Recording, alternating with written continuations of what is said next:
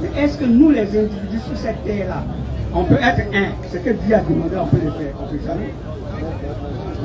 Et Dieu a dit dans son évangile, par le Christ, que oui, je sais que vous n'allez pas obéir à tout ce que je dis là. Vous n'allez jamais arriver à le faire parce que tous ils ont péché, ils sont déçus de la gloire de Dieu. Mais quand moi, Dieu, quand je vais venir, je vais leur imposer ma volonté et ils vont respecter ma volonté. Mais vous qui êtes les hommes de Dieu, je crois que quand vous vous retrouvez, essayez d'ouvrir les débats dans ce sens-là pour que les gens aient les ouvertures sur le problème, le réel projet de Dieu. Dieu, on s'amuse avec Dieu. Dieu a tellement aimé les gens qu'il a envoyé ses enfants sur la terre uniquement. C'est sur la terre qu'il n'y a que la vie. Les autres planètes, il n'y a pas de vie là-bas. Les hommes, c'est parti, ils vont aller sur la Lune. Ça, c'est zéro. C'est ici qu'il y a la vie pour l'homme. Et Dieu l'a dit dans son évangile par le Fils. Quand il va venir, il va diminuer la terre et le reste de la terre qui est là. Ceux qui auront mérité la vie, ils vont vivre là, dans sa lumière.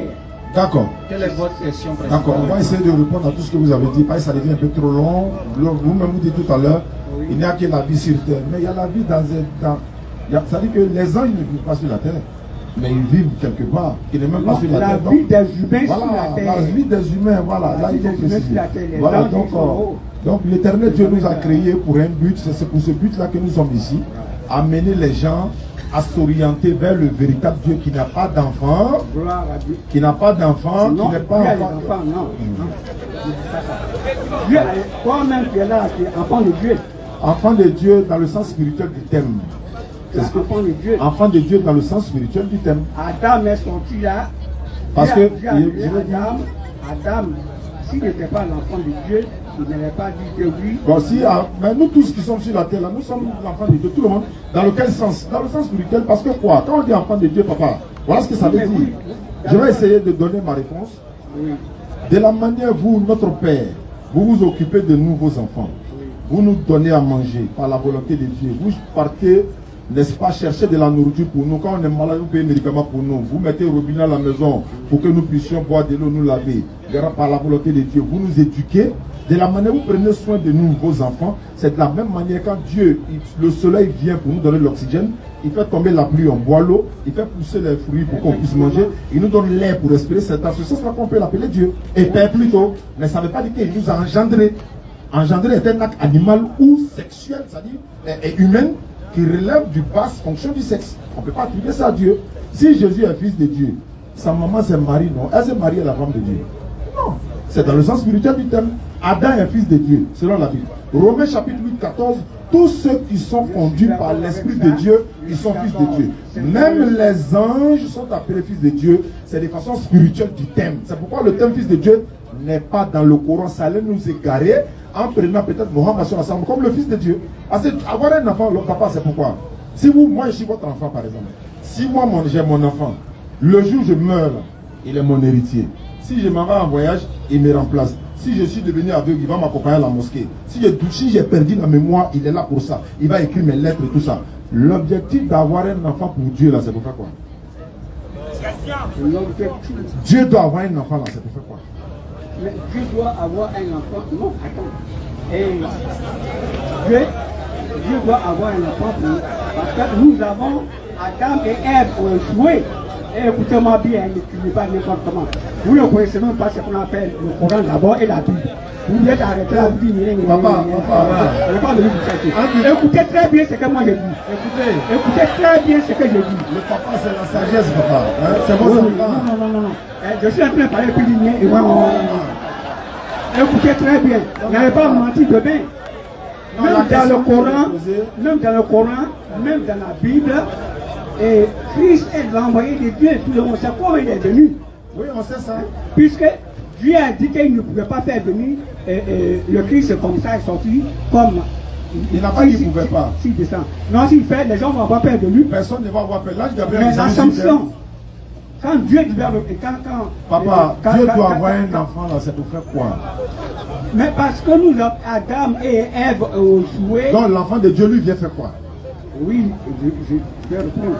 Adam et Ève ont échoué la mission que Dieu leur a confiée.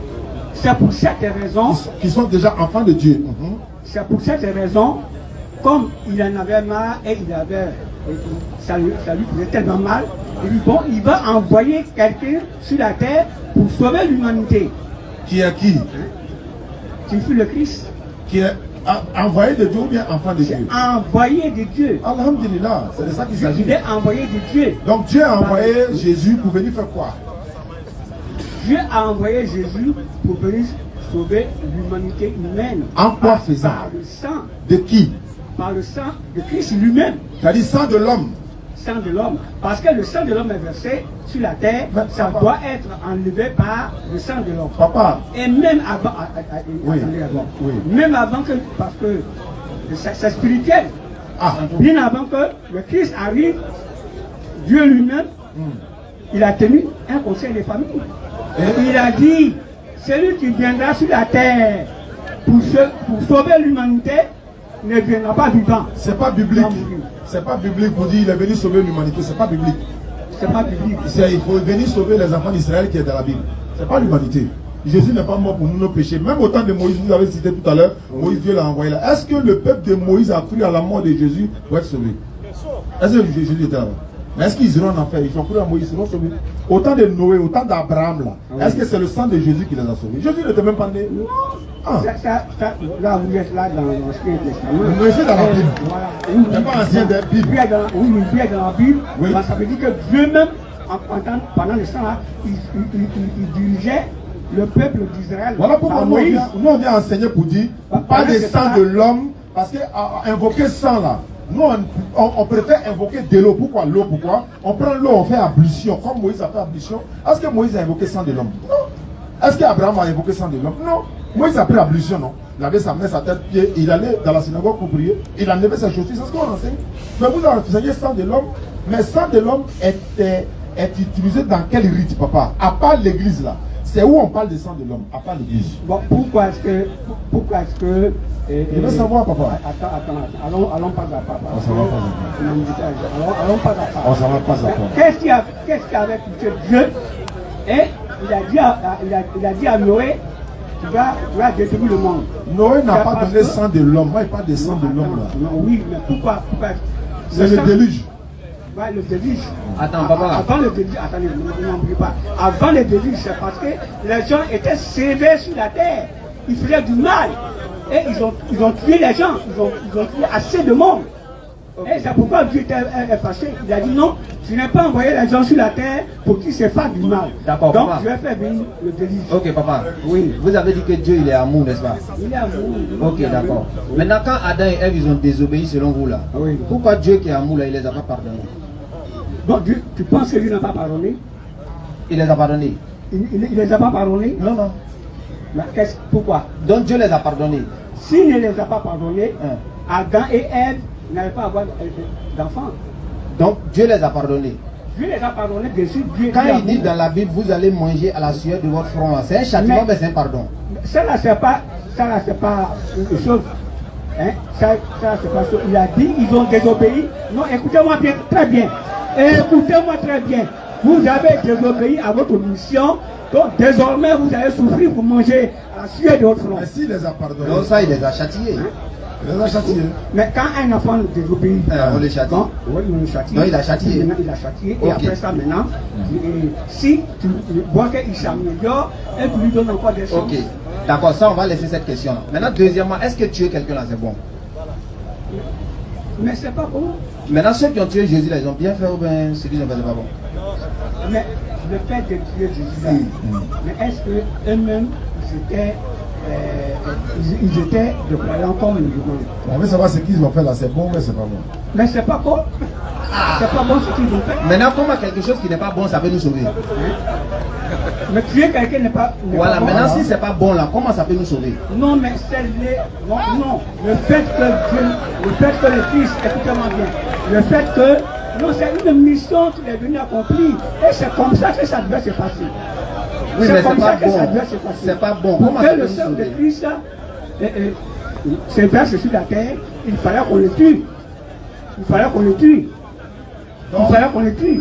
Il est venu pour sauver le monde. Pourquoi il maudit celui qui l'a livré à la croix alors? Il a maudit Judas. Mais non, il n'a pas maudit. Il a maudit. Il dit malheur à l'homme par qui le Fils de l'homme est livré. Il vaudra mieux pour eux qu'il ne soit pas né. Quand on dit malheur là, c'est maudit celui par qui le Fils de l'homme est livré. Il a dit malheur. Ouais, et puis il a aussi dit celui qui m'a livré à toi a commis un plus grand péché. Mais livrer Jésus est un péché. Vous dites c'est ça qui nous sauve. Mais effectivement, tout ça c'était fait, c'est une programmation, c'est un plan de Dieu pour que le Christ soit crucifié. Donc on va terminer sur cette question-là. Voilà. Papa, C'est un plan pour si on envoyait Satan ici avec Jésus, et puis on demande aux musulmans, entre les deux, on doit tuer qui pour que nous on soit tranquille, le péché fini, Satan est là, Jésus est là. Musulmans, vous choisissez qui? Papa, vous allez choisir de tuer qui entre Jésus et puis Satan?